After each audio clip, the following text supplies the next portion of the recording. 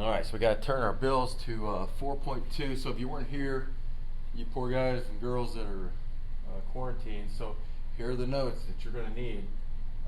So 4.2 is just a brief introduction to signal transduction. Can be kind of a harder topic to understand, so let's see if I can make it easy enough for you guys. Okay, so let's look at the picture. You're going to notice you see 1, 2, 3. You have reception, transduction, and response. These are the three components of signal transduction. So cells, the only way they can communicate is if they send chemical signals. And so this is the path, the parts that they got to go through in order to get a signal delivered and get a response initiated. And so if you look, the reception is the detection of a signal. That's all you kind of need to know. If you look over here, you can see here comes the signal, and then it's docking. That is actually the reception, so it's actually detected the signal. And then transduction, the word transduction means guided through, and so this message, whatever this is, the signal is sending, has got to be guided through so it can initiate the response. And then so transduction converts the signal into the cell's language. You know, as it plays, most things can't get through the cell wall, and so it needs a docking mechanism. And so the cell hits the docking mechanism, and then this has to be transduced into the cell to speak the language of the cell. And then the third one is the response.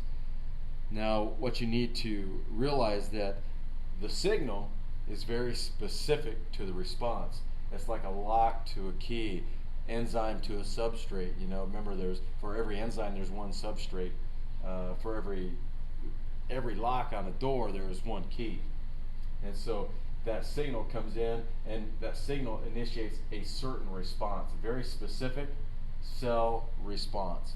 Now, that could be a response in transcription, where you take your DNA, change it into a strand of RNA, and then to make that into a protein. Or it could be to produce a lot of a protein that's needed in a certain area. Like if you're lifting weights and you need a lot of protein, that's another aspect of it.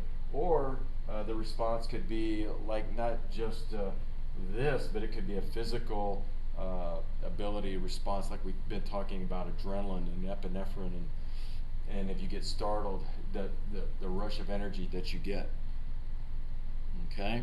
Now, there's lots of signal transduction pathways, but most of them will fall in one of these two categories, right? And so the signal is initiated. There's going to be a protein modification pathway, and what this happens here is this turns on genes on and off. And if it's done enough over time, and you know, we get into aspects of evolution, like things called rock pocket mice who live in dark rocks, and their fur will change color, whether they're in a light rock or a dark rock. This could be part of that aspect. And then the protein modification pathway regulates protein activity, usually inside of the cytoplasm of the cell. This is where it regulates the protein activity. The one that you're going to see probably on a test, on the AP exam, or have to know, is the one called the phosphorylation cascade. Now, when you hear the word cascade, you think of, probably a good way to do it is if you think of a waterfall, how it cascades over like a cliff, and it starts out, it's really thin if you're looking at it sideways, but as it falls, it kind of spreads out. Okay, so a phosphorylation cascade just is going to initiate maybe a cell, whether it begins to grow, or maybe that cell initiates division. Here it says secreting of molecules. So like the epinephrine is a signal that starts a cascade that releases a lot of adrenaline. That would be an adrenaline molecule. Or maybe gene expression. So it can maybe turn on a gene where you can see maybe that dark color of fur or light color of fur. That's remember, gene expression is some characteristic that you see according to a gene. Now, phosphorylation, you might want to write this down. You're going to have to kind of be writing like crazy on this. feel free to pause it at any time. Whenever you phosphorylize something in biology, you're adding a phosphate group, right? And essentially what you're doing is you're adding some energy. Okay, so when you phosphorylize anything, it's like ADP, you phosphorylize it into ATP, you're adding that extra phosphate group. And so that would be a kind of an example of phosphorylation. And there's others other than ADP to ATP. All right, so now if you look at this, you're going to see that it looks like there's 1, 2, 3, 4, 5, 6 steps in this. You can't get stuck on knowing steps. I don't think that's what they're wanting you to know. But you know, if you think back to the video you watched where they were toppling dominoes, breaking TVs in the video. You know, if you start something, you push the dominoes fall, then the dominoes trigger something else. That's kind of what's happening here. This is like the dominoes falling, and it goes step by step, usually in a linear fashion. So mechanism of hormone action. Now, this structure here, in general, is called a ligand. Okay, a ligand is anything that in biology is anything that attaches to something else. Okay, and so this would be a ligand. Now, ligands in this case of cell communication, it could be a hormone, which is a protein, or it could be a steroid, which is a lipid. Okay, and then they behave a little different, and I'll get to that in a second. But what I want you to recognize is that look how precise that fits. Usually for whatever signal, message, or ligand is touching here, there's going to be one response, or there's only going to be one G-coupled protein, and that's what this is here. Okay, so a ligand is the signal or the molecule that actually fits inside this G-coupled protein. Now, in this case, this hormone can't get through the barrier of the phospholipids here, and so it has to send a signal, it has to transduce it through the cell membrane. And what it does is once it docks, and remember, there's one ligand for one G protein, and it will make a conformational change. In other words, this protein will change shape, and when that happens, we get to move to step 2, where GDP will switch over to something called GTP. So it's being phosphorylized, it's adding another phosphate, and then it's activated, and then the GTP in step 3 goes over to this enzyme here that we find in the cell membrane called adenylyl cyclase. And what adenylyl cyclase makes or helps form is this structure here we're going to get to in a second. And so whenever the GDP is activated into GTP, it then moves to find the enzyme over here. And when the enzyme is activated, it takes ATP, and then it's phosphorylizing this thing called CAMP. That is CAMP.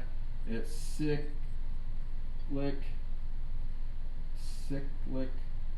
AMP. Cyclic AMP. So we went through step 4, and now we're into step 5. Cyclic AMP or CAMP or CAMP. This is your secondary messenger. Okay, so this is your secondary messenger. Now, if you look at it, this is your primary messenger. This is your secondary messenger. They give the same message. I told in class today, it's like if I say hola, in your mind, if you know Spanish, you know that means hi. So this would be the word hola, and then it's being transduced in our brains, and it becomes hi, or hello, or whatever. And so this is going to be the main secondary. It's a big class of secondary messengers. And then what happens here is the cyclic AMP activates a kinase. Now, a kinase is a protein that adds energy to other proteins. Okay? And when this happens, it's adding energy here, and then it moves on and adds more energy to other kinases, and it starts kind of like a chain reaction that takes over. Okay, let me get this erased. And then what happens here is you start this phosphorylation cascade. And these phosphorylation cascades, what they do is they amplify the signal. So that one signal coming in has now been amplified to maybe thousands or millions. And what it does, it increases the strength of the signal. Another thing that it does increases the speed that your body reacts to it. So like if somebody jumps out of a dark alley and they scare you, and you're left with a decision whether you're going to fight or run, you know, instantly you feel energized. You feel like you have energy. That's how fast all this happens. You don't just get one signal. You're getting thousands of signals all over the cell receptors all over the body, and then those in return are going through these phosphorylation cascades that increase the strength of the signal and speed up the signal. Okay, you just remember they are going to increase the signal, make it stronger, and they're going to help it react faster. Now, last thing, signal transduction pathways. Now you can divide this roughly in half, you know, here and here. And I think what they're gonna, chances are you might see on a test is, if you look, here's the ligand. In this case here, this is a protein. In this case, this ligand is a steroid. But you'll notice if we look at this protein, this ligand here, if it's a protein, it can't get through this cell membrane. It's going to need a G protein receptor, because, and probably what is you need to know, is that this one could be polar. And remember, it has a positive and negative end, and the cell membrane, it's non-polar. And so it can't enter through there. And so it needs this G protein to initiate the secondary messenger system and to get the response going. But if it's a steroid like testosterone or estrogen, you know, this is a lipid. And so this lipid is just like this. This is a lipid. And it's non-polar. Okay? And so it can kind of just go right on through the cell membrane, go through the cytoplasm into the nucleus, where it will find its docking mechanism there, and then it could, from there, it could go ahead and start producing the proteins that it's signaling for. So this would be a signal, and then this would be a signal. Okay, this one here, here's your signal, and your secondary messengers would be the transduction of the signal to a different language, and then you get your response. And then I'm just going to leave you with this. So you're going to see, this is very typical of an AP question. Okay? So you kind of need to look, I'll read it for you. It says, metformin is a drug used to treat type 2 diabetes by decreasing glucose production in the liver. AMP, activated protein kinase, AMPK, is a major cellular regulator of glucose metabolism. Metformin activates AMPK in liver cells but cannot cross the plasma membrane. By blocking AMPK with an inhibitor, researchers found that AMPK activation is required for metformin to produce an inhibitory effect on glucose production by liver cells. That's a lot. Okay, this is where that closed reading comes in. They whatever they tell you something and you're like, oh, I don't know that. Like metformin, you may not know what metformin is, but they tell you it's a drug used to treat. So okay, that's good. You got that piece of information. So when you go through it, they're going to throw a lot of big things at you. So you know, you close read it. Whatever you don't recognize, they're probably going to tell you. Okay, and then if you read on, it says which of the following best describes the component that metformin represents in the signal transduction pathway that regulates glucose production in the liver. And so then they go ahead and they give you A, B, C, and D. And so you know the process, we just have taken notes over it. And so you're going to have to go back through and figure out, hey, what is the role? What is the thing that metformin is in this transduction pathway? And so they give you some, either here it's a secondary messenger, or it's a ligand, or it's an allosteric regulator, or it's a competitive inhibitor. And I can tell you, think about it. You might want to pause here for a second. Okay? Now, if you read it and you looked at it, it says it's a major cellular regulator, APK, metformin activates in the liver cells, but cannot cross the plasma membrane. Okay, so that should give you an idea right there instantly. So if you remember back, it's going to be a ligand, because in this case, ligand can't. They're telling you it cannot cross. So you should think, oh, okay, well that's got to be a ligand. I can't think of anything else. Feel free to contact me, email.